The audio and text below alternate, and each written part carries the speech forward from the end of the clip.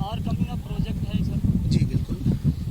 जान लेबू के के बाद अभी मैं जा रहा हूँ बांदा, तुलसीदास जी के गांव में एक फिल्म की शूटिंग करने, जिस फिल्म का नाम है फसल।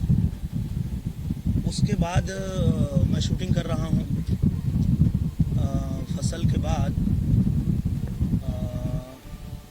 एक फिल्म है सपना चौधरी जी के साथ, मजनू। और मजनू की शूटिंग के बाद अभी जो आर्मी की हम लोगों ने शुरुआत की थी, आर्मी फिल्म और एक और फिल्म, सुजीत जो हमारे डायरेक्टर हैं सुजीत सिंह जी, उनकी दो फिल्मों की शूटिंग करनी है।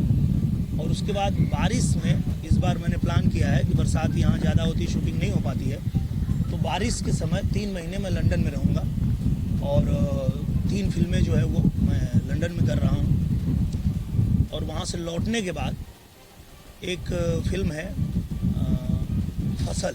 अभी जो है उसका फसल नाम नहीं, उसका नाम है सबका बाप अंगूठा छाप, जो मैं अभी जा रहा हूँ। लौटने के बाद करूँगा फसल, और फसल के बाद एक फिल्म हम लोग प्लान कर रहे हैं, बहुत ही शानदार फिल्म।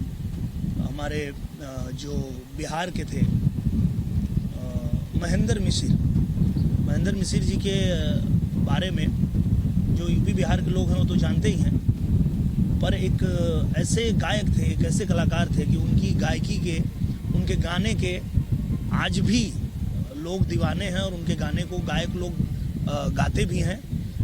और गायक के साथ साथ एक क्रांतिकारी भी थे, देशभक्त भी थे, और किस तरह से उन्होंने आज़ादी की लड़ाई में अपना योगदान दिया था, उनके ऊपर एक बायोपिक बन रही है जो हमारे रंजन सिंह जी बना रहे हैं, जिनके साथ मैंने विदेशिया किया था, जो आप लोगों को बहुत पसंद आई थी।